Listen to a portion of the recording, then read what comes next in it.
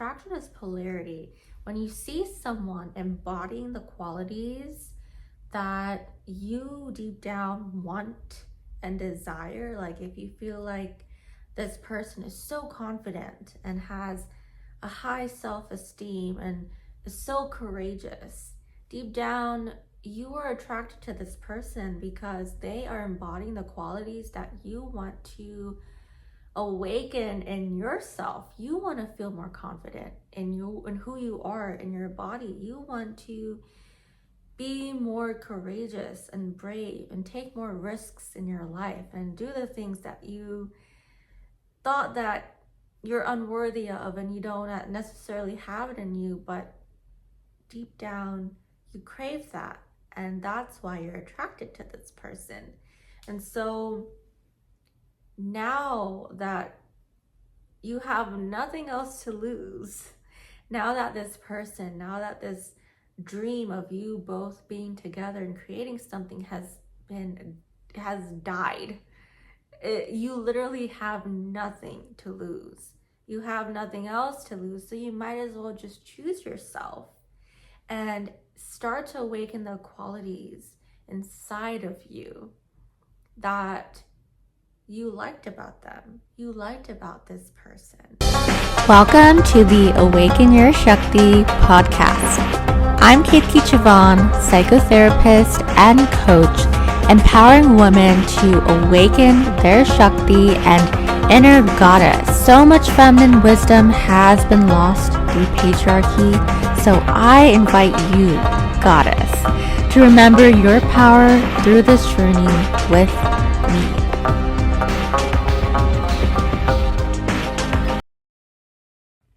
Hello and welcome back to the podcast. It's so good to have you back. And if you're new here, then I trust that this podcast has found you for a reason, because there's so much change that's happening in our world right now, and it feels overwhelming and exhausting and even scary for a lot of people.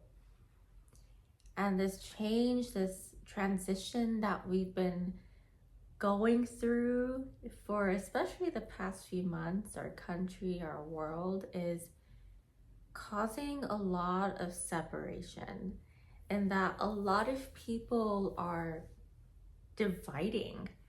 And I'm seeing this happen or manifesting in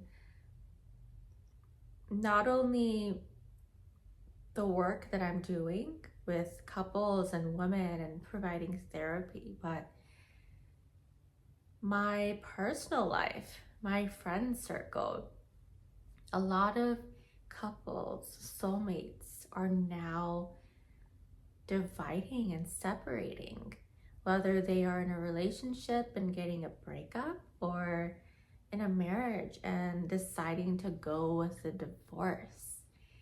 And it's truly heartbreaking and devastating to just witness. But I've also been curious about why this is happening right now, at this time in our life, in our history, in our world.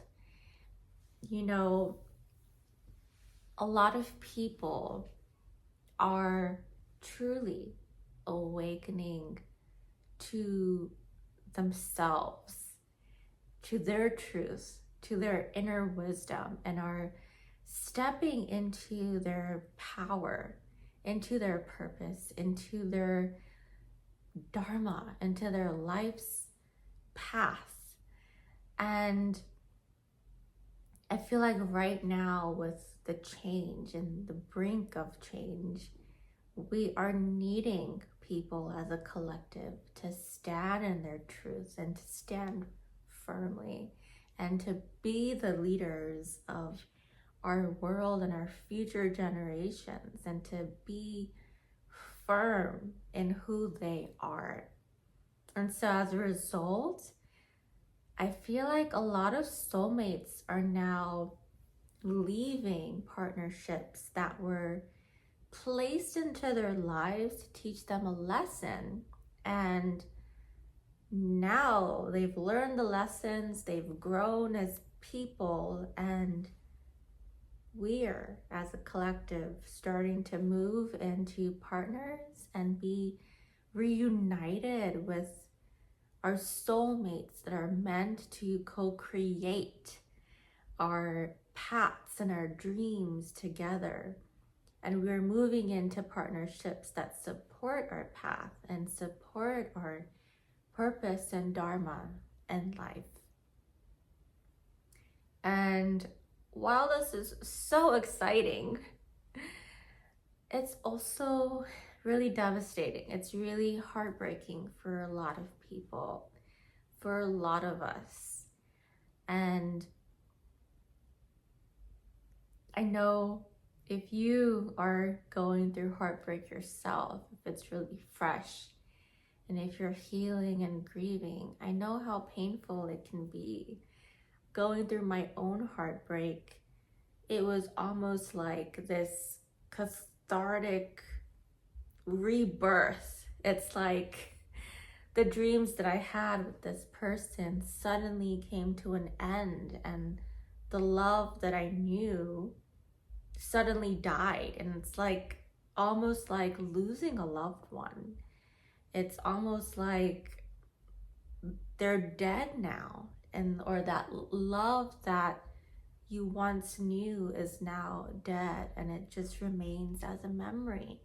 And that in itself is so heartbreaking. It can be so tender and overwhelming to go through. And that's why I wanted to create this podcast, this episode rather, to talk about what heartbreak truly is and how to navigate it, how to move through it with knowledge and wisdom and compassion for yourself. So I want to start by talking about what is heartbreak in the first place. You know, it's more than just separating from the person that you love and who is now your ex. It's so much more than that, because the moment it happens, your heart is truly broken into pieces, metaphorically, and you are just pushed there into collecting the pieces and finding them, and then putting it back together and mending your heart back together. And when this happens, it's like all the cortisol levels, all of the stress hormones are immediately released into your body. And it's like your body just activates, and it's immediately put into this fight or flight mode, in survival mode. And it notices that this experience is so uncomfortable, it's so heartbreaking, and your body is in self-protecting mode. And that's why it's hard to sleep at night. That's why maybe you lose your appetite, or you're eating more for comfort. Maybe you're more stressed. Maybe your periods, your hormones are more imbalanced at this time.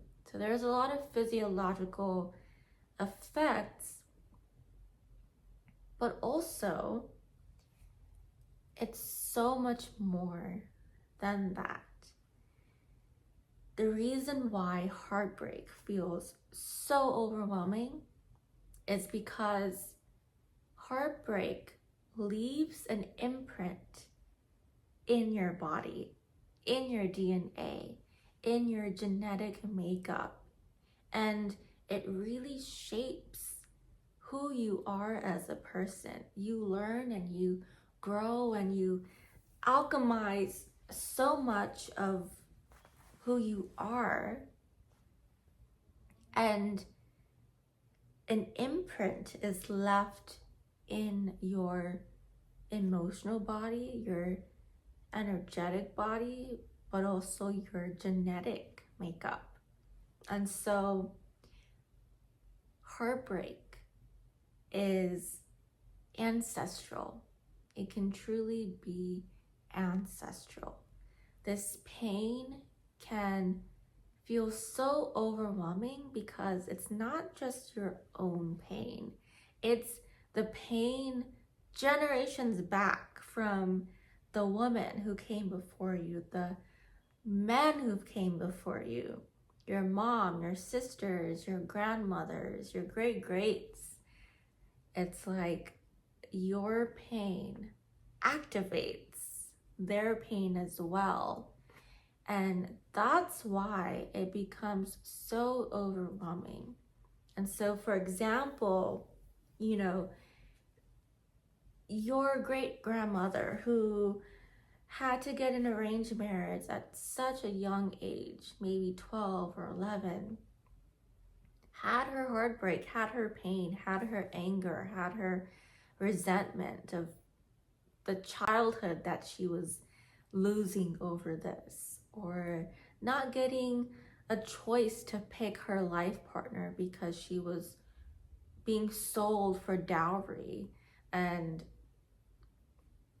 it was more of a transactional financial situation for her family. Or it can be your ancestor, great grandmother who was a stay-at-home mom, and her husband was a warrior in war and went out for long periods, days, months, weeks, to fight in battle and support not only her and her family, your grandmother and you essentially, but also the motherland, and had this duty to protect. But also she felt so alone. She felt resentful. She knew why.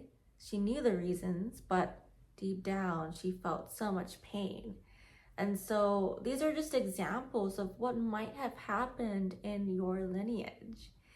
And so perhaps it's helpful to just take a seat back and think about what the woman before you went through, what kind of heartbreak they went through, what kind of heartbreak did the men go through in your family, and what part of your heartbreak then is their heartbreak, to then have more control over your experience and to discern and separate what are your emotions and what are your family's emotions.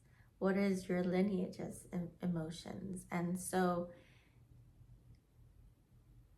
it's still painful, it's still hard, but it'll feel less overwhelming because you know what's yours and what's not yours. I mean, altogether, it is a lineage that you are healing through your own experience. But to clarify, to draw a line, and to have an understanding can be so empowering. And this is what I help my clients through. I help them navigate the details and the itty-gritty to really shift their own power and alchemize their own pain to feel empowered and then who they are. What are the stages of heartbreak? And when you understand this, you can feel more in control. You can feel more empowered in healing your heartbreak, and you can start to see the light at the end of the tunnel, because the grief, the anger, the sadness is such a natural part of healing. When you first have the discussion of we're breaking up, or I'm breaking up with you, or when you decide that, okay, I need to walk away, this is it can feel so devastating. It's like your heart just sinks in into your stomach, and it can truly feel so devastating because this is the person that you may have imagined your entire life with. You may have dreamed of getting a marriage or getting married and having kids. I was just working with this male client, and he is currently processing his grief of, I never really wanted to have kids until I met her, and she became the love of my life, and she became the only person who I imagined myself becoming a father with. I felt safe to create a home and a family with her. And now that she is gone, now that we have separated, that dream of becoming a father is no longer there. So he's not only grieving the relationship ending, but his dream of becoming a father one day, having a family one day. And so I want you to really give yourself the yes to feel your emotions, feel the sadness, feel the grief. There's so many people who will add their own views of, oh, don't cry over this, don't cry over him, he didn't deserve you anyways.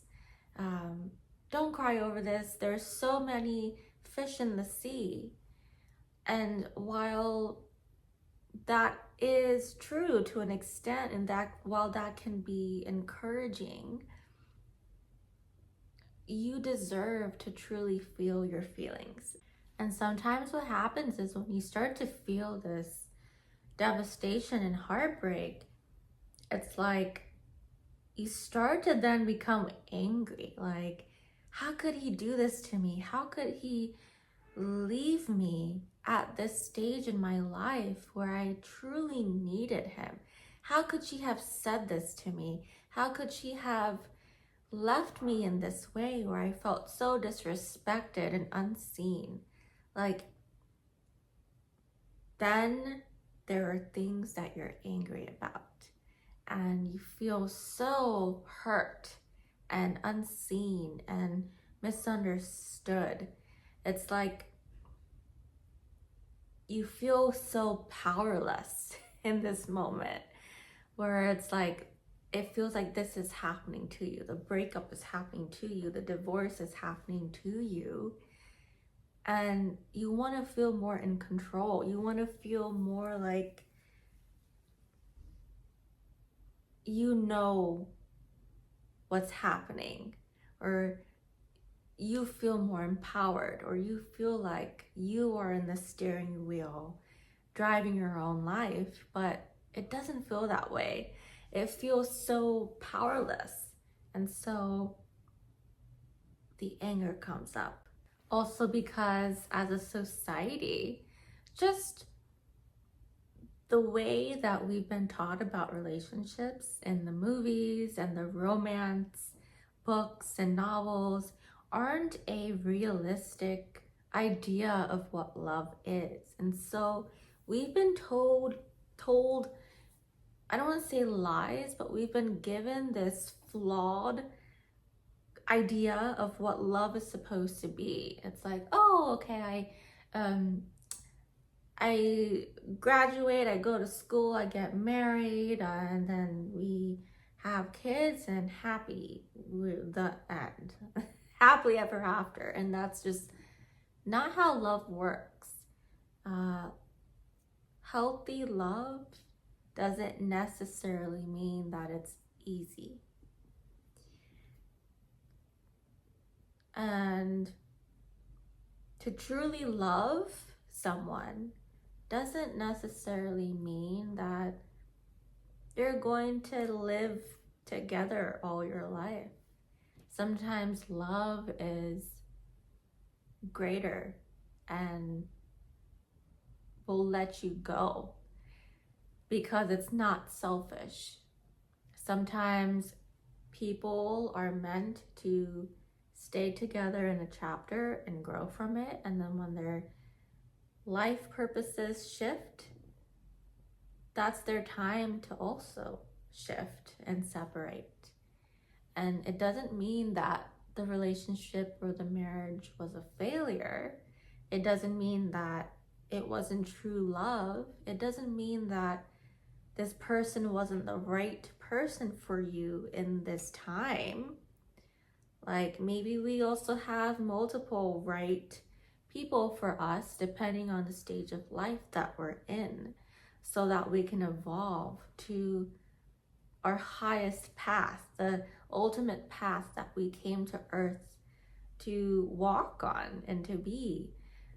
So it's like the media, the society has a huge role in why we have the right to be angry and we have the right to just hate and to express all of this anger. You know, I really like goddess Kali. She is a Hindu Vedic goddess who is so fierce.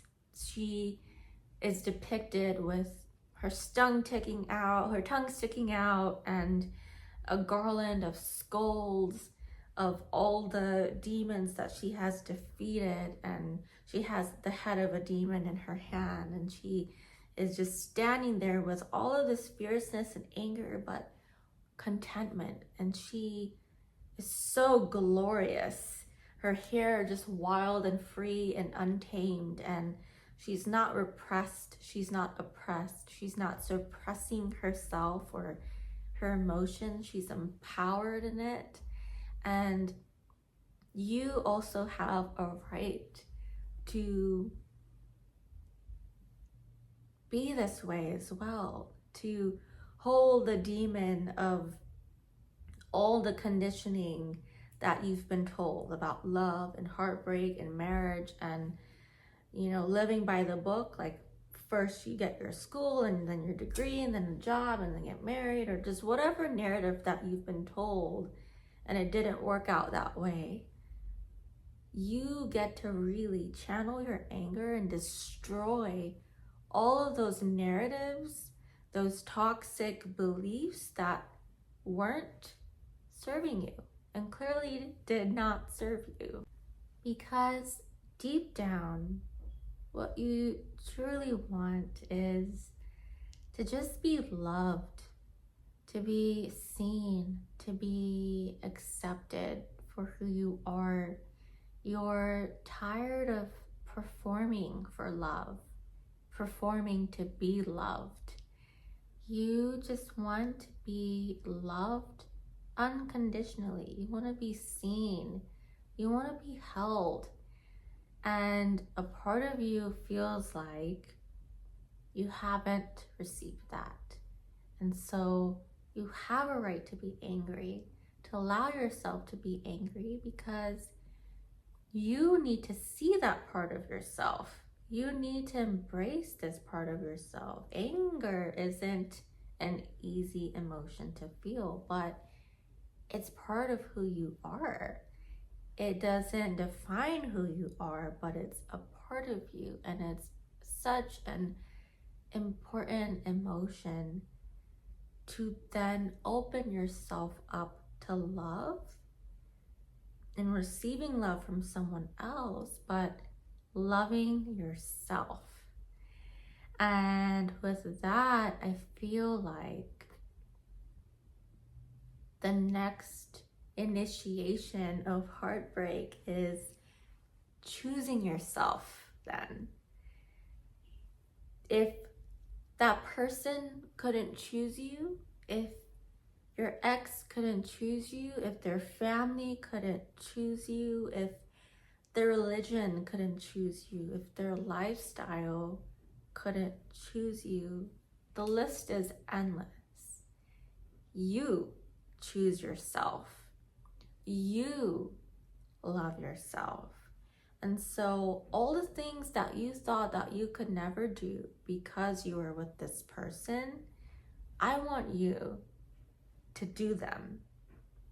Whether it was, oh, I can't wear these clothes because it's too sensual and sexual and too much, and it's gonna attract attention from other males, so I'm not gonna dress this way. I have to be the good wife, or the good partner, the good girlfriend, or whatever narratives that we have. It's like, for women, we are either categorized into the good girl, the good wife, or the over-sexualized demon or the other woman. It's like nothing in between. We are multifaceted as women, as men, as human beings, and we have so many parts of ourselves, and some parts of us become repressed and some parts of us become highlighted. And so what part of you couldn't express yourself when you were in relation to this person?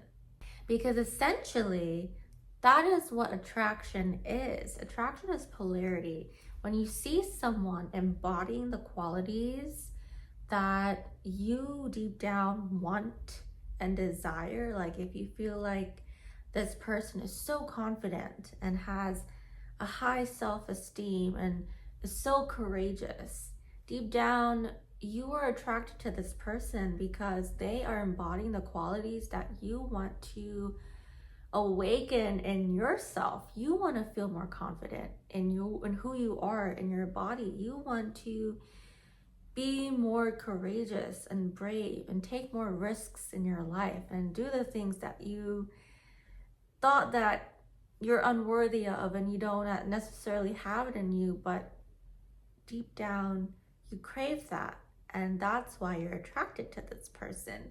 And so now that you have nothing else to lose, now that this dream of you both being together and creating something has died, you literally have nothing to lose. You have nothing else to lose, so you might as well just choose yourself and start to awaken the qualities inside of you that you liked about them, you liked about this person.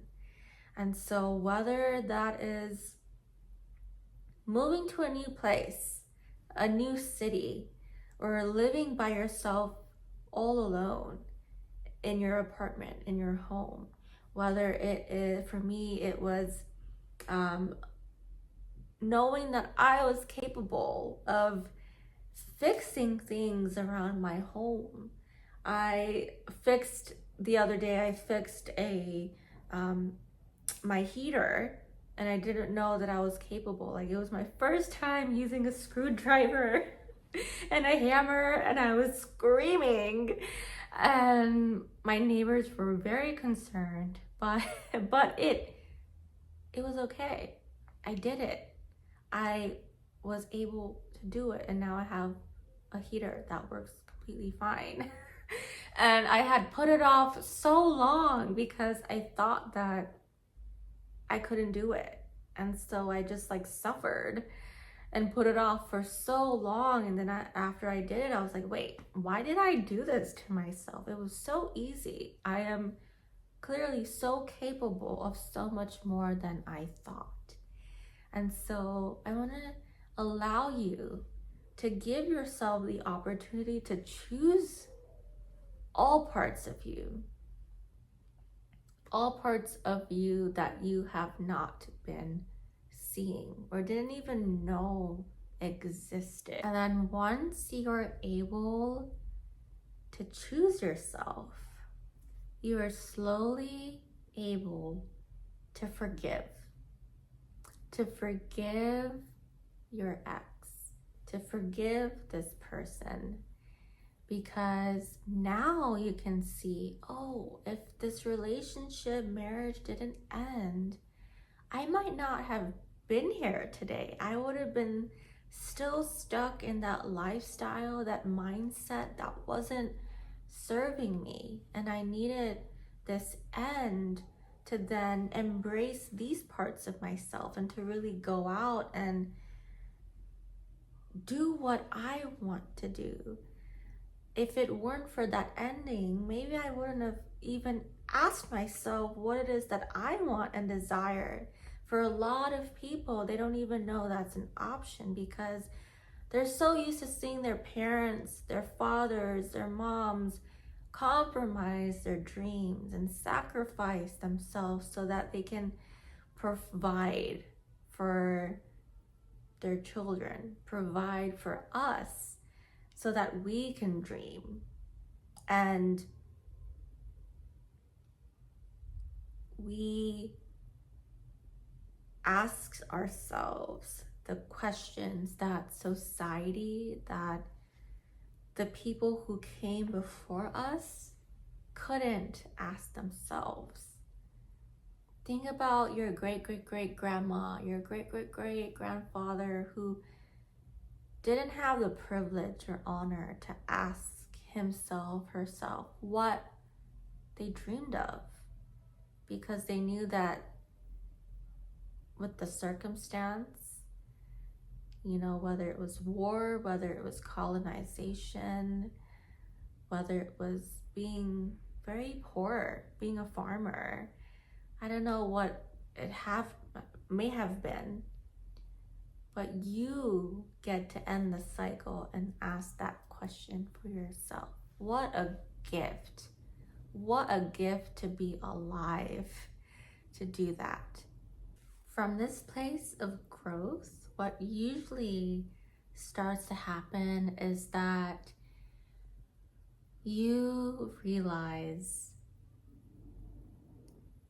and see your ex, see that person for their vulnerability, and you're able to forgive because you've given all of this love to yourself. And you'll start to realize, oh yeah, maybe this person truly did love me, and them letting go wasn't a reflection of the lack of love. It was because they loved, they let me go. Or, oh, this person just did not know themselves and had to get strong in their sense of self, and that might not have happened inside of this relationship, and they had to let go to find themselves. And so you'll start to have more clarity for the past and be able to move on. And I just want to note that this is just for healthy relationships. I want to make a disclaimer that this doesn't apply to abusive, physically, emotionally abusive partners. First of all, if you've left an abusive relationship, tap on the back, like, you go girl, you are so powerful to walk away from that. And forgiveness doesn't mean that their actions and lack of accountability and their violence is dismissed. It doesn't mean that at all. But it's more so the act of also forgiving the little boy in them that is just wanting a hug and just wants to be loved and seen and held. It doesn't mean that you need to be the caretaker of them either. But it's also forgiving yourself, your past self. What tends to happen for a lot of survivors of abuse is that when they end the relationship or finally walk away, what takes so much courage, is that they start to blame themselves and to get angry at themselves, which is so hard to witness. But all of the anger is then blamed of like, oh, I should have known better. How could I have let this happen to me? But forgiving yourself, who was younger, who didn't know any better, who didn't understand what love is and means and feels like.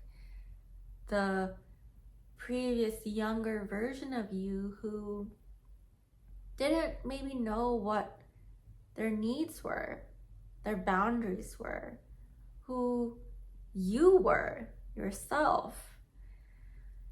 And so at least find forgiveness for your younger self and to hold yourself with compassion. And when you choose you can slowly then start to create your dream life, and your community, your friends, your future partner will come to you. People who are more aligned with you because they've also done their inner work. They've also chose themselves. They've also felt the grief and the anger and the heartbreak and the devastation, but also the love, and chose themselves and their dreams and their bodies. And so with that, I would like to close here. I want you to share this message with a sister, a brother, whoever is going through a breakup and heartbreak.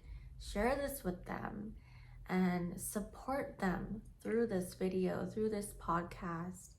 And please like and subscribe and share so that this message can reach people who are needing it right now, because our world is going through so much. And this felt like a channeled message that I really needed to record and just get it out there in the world. So help me and help others and help this world by sharing it and subscribing. And I give you so much of my love. I will see you in my next episode, sending you all the love. Mwah. Bye.